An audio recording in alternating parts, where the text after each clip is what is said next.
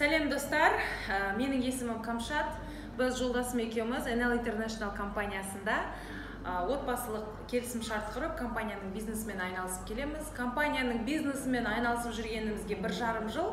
1,5 жылдың ішінде біздің жеткен жетістігіміз ай сайынғы 2.700.000 теңге өткен айдағы қаражат, және де компанияның ұсынып отырған тегін автокөлігін сыйлыққа алдық. Бұл NL International компания деген ресейлік компания 2000 жылы негізі қаланған, яғни осы жылы компанияға 18 жыл толып отыр.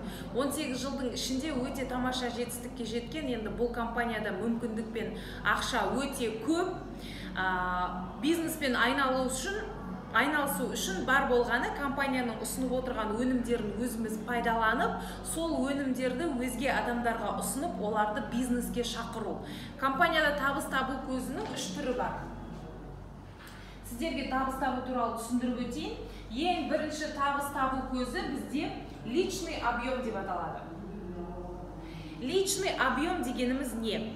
Біз ай сайын супермаркеттен барып өзімізге қажетті дүниені аламыз. Мысалға сабын, шампунь, чай, кофе, шоколад, порошок, бет күтімі, жаңағыдай өзімізге керекті күнделікті тұтынатын өнімдер. Сол өнімдерді біз мысал үшін шампуньды алатын болсақ, кез келген бір шампуньды алып, біз ол шампуньды өндіретін компанияның товарооборотын жүргізіп, ол компанияға ақша салып, өзімізге шампунь алып отырмыз. Солай ғой. Бірақ ол компания бізге табыс табу мүмкіндігін бермейді.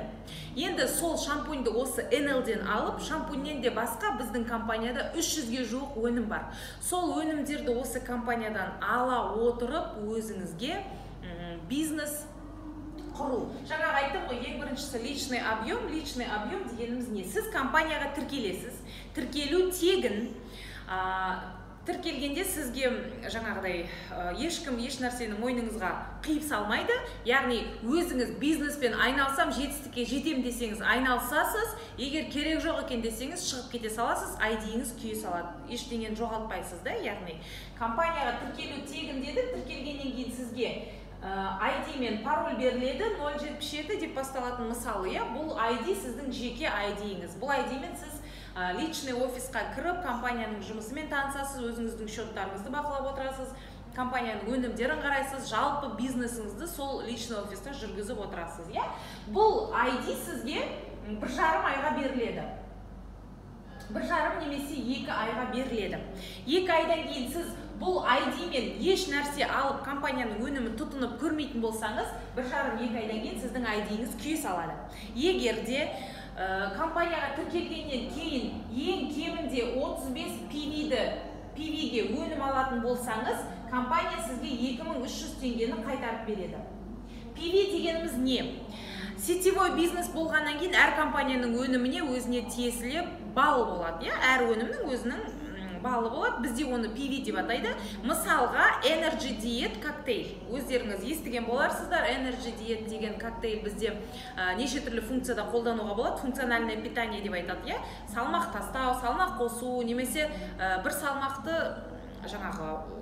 ұстап тұру, витамин ретінде де қабылдауға болады. 3 жастан бастап барлық адамзатқа ішуге болады. Сол Energy Diet'тің бір банкасы 10.500 теңге, 18 PV. Мысалға 2 банка Energy Diet алатын болсаңыз, сіз 36 PV жасайсыз. 2 банка Energy Diet 21.000 теңге, 21.000 теңгенің 2300 теңгесін өзіңізге қайтарып аласыз. Ол коктейльмен сіз өзіңіз пайдаланып, ағзаңызға зиянсыз салмақ тастап, немесе витамин ретінде қабылдап, денсаулығыңызды жақсартып, оны басқа адамдарға ұсынып, сол өнімді сату арқылы өзіңізге табыс таба аласыз. Немесе сатпасаңыз да басқа адамға осыны пайдаланып үйрету арқылы өзіңізге табыс тауып отырасыз. 35 PV кемінде жасасаңыз, компания сізге 2300 теңге қайтарып береді. Яғни 35 PV деген шамамен 20-23 мың теңгенің көлемінде. Шамамен, Енді 35 PV-ді өзіңізге өнім алғаннан кейін сіз басқа адамдарға ұсынып, көбірек PV жасасаңыз болады. 70 PV жасайтын болсаңыз, компания сізге 4340 теңге қайтарып береді. Екіншіден, сіз активный менеджер боласыз. Осы 70 PV-ді 3 ай қатарынан жасайтын болсаңыз, 4-ші айдан бастап сіздің айлығыңызды компания 14%-ке көбейтеді. 200 PV-ға толтыратын болсаңыз, компания сізге 20 000 теңге плюс 13 000 теңге сыйлық шотына береді. Яғни сіз 200 PV жасай отырып, өзіңізге 33 000 теңге айлық аласыз. Тамаша емес пе? Менің өзім мысалға декретте отырған келіншекпін. Үйде отырып, осы өнімдерді өзім пайдаланып, басқаларға ұсыну арқылы мен осылай ақша тапсам болады. Немесе бұл табыс табудың бірінші көзі. Бұны мен сату деп атаймын. Неліктен? Өйткені мен өнімді өзіме 35 PV-ға сатып алдым. Мен бұл өнімді итак бәрі кез келген жерден алам, супермаркеттен алам да, базарға барам или жаңағыдай сауда орталықтарына барып, мен осындай PV-ді жасаймын. Яғни ол жерден алмай мен NL-ден алып, өз бизнесімді бастадым. Сөйтіп мен қаражат табуды бастадым. Яғни өзім пайдаланған өнімді елге ұсынып саттым. PV, неғұрлым PV көбейген сайын, соғұрлым ақша көбейеді. Бұл жерде PV жасамай қалсаңыз, сізге ақша түспей қалады. Табыс табудың бірінші көзі осы, мен сату деп атаймын. Енді табыс табудың екінші көзі бізде групповой объем. Бұл жерде сеть. Енді осында қызығырақ. Мысалға, сіз бизнеске келдіңіз. Келдіңізде ең алғашқы 33 000 теңгені алу үшін сіз 200 PV-ді жасадыңыз. Өзіңіздің личный объемыңыз, я? Сөйтіп сіз бір құрбыңызды бизнеске шақырдыңыз.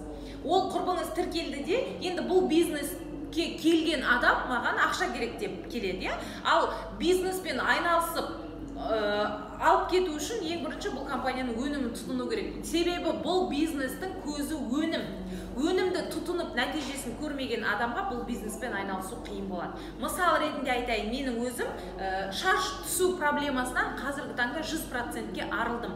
Өйткені біздің компанияның шаш күтімі жаңағыдай на коллагеновой основе дейді. Коллаген деген өздеріңіз білетін боларсыздар, адамның ағзасына ең керекті дүние. Енді қараңыз, бұл құрбыңыз келді де сіздің 70 PV жасады. Мысалға, тағы бір көршіңізді тіркедіңіз, ол көршіңіз 330 PV жасады дейік. Мысалға, я?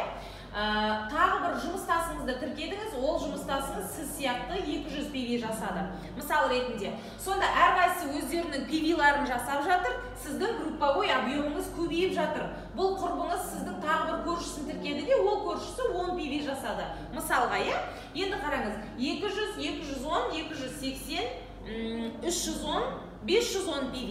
Ең кемінде сіздің групповой объемыңыз 500 PV-ға жеткен кезде, сіз алғашқы квалификация старт менеджерді жабасыз. Бұл квалификация сізге не береді? Ең біріншіден сіз лидерлердің қатарына қосыласыз. Екіншіден, сіздің мына бүкіл жасаған товарооборот 500 PV-дің 4% сізге түседі. Екіншіден, енді келесі айда мысалға тағы бір адамды тіркейсіз. Бұл адам өзінің адамын тіркейді. Бұл құрбыңыз тағы бір көршісін тіркейді, ол өзінің туысқанын тіркейді, бұл адам өзінікін тіркейді. Яғни сеть, сетевой бизнеста солай әркім өзінің адамын тіркеп кете береді. Солардың барлығының жасаған PV-лары сіздің групповой объемға саналып отырады. Міне, 500 PV-ден кейін 1000 PV-ға жетсеңіз, сіз мастер боласыз. Мастердің айлығы товарообороттан 7%. Мастердан кейін 2000 PV. Мастер элит. Мастер элиттікі товарообороттан 14%. Мастер элиттан кейін 3000 PV. Бұл енді ең алғашқы жаңағы квалификация, лидерлік ең алғашқы квалификация стар, яғни жұлдыз квалификациясы. Бұл жерде сіз лидер боласыз да, командаңыздың жасаған товарооборотынан 21%-ін аласыз. Бұл жерде айлық қалай есептеледі? Мысалға, старт менеджердің айлығы 25 000 теңге мен 45 000 теңгенің арасында. Мастердің айлығы 45 000 теңге мен 65 000 теңгенің арасында. Мастер элиттің айлығы 65 000 мен 150 000-ның арасында. Жұлдыздың айлығы 150 000 мен 300 000-ның арасында.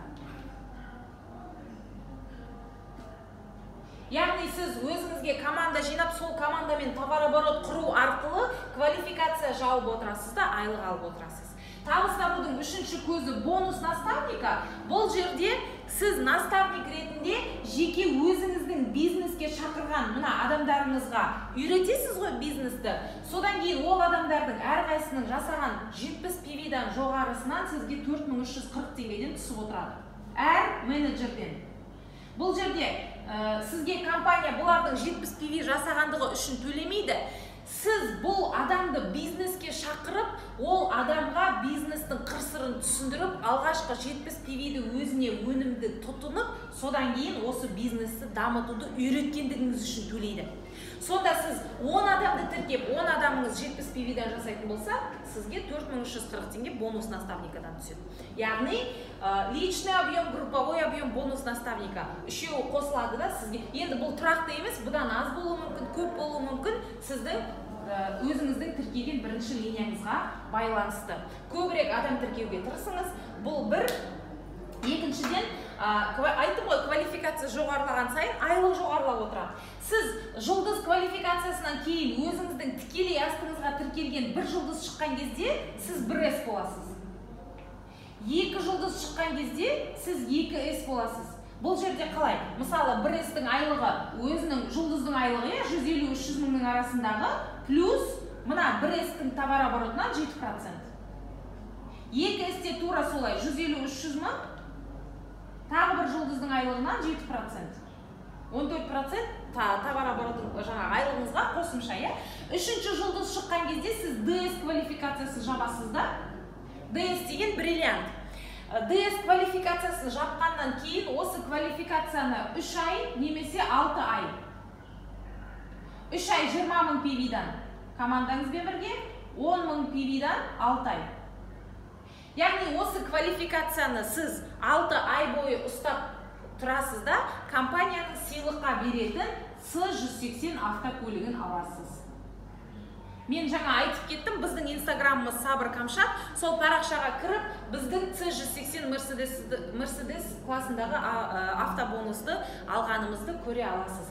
Енді компаниядағы табыс табу көзі осындай. Бұл жерде ДС квалификациясы 500 мың теңгеден жоғары. 500 мың теңге плюс бриллиантовый бонус деген бар, ол 100 мың теңгеден жоғары. Сондықтан ДС-тің айлығы 600 мың теңгеден басталады. Бұл жерде командаңыз көбейіп, групповой объем көбейген сайын сіздің айлығыңыз көбейіп отырады. Компанияның ұсынып отырған жұмысы бізге осы.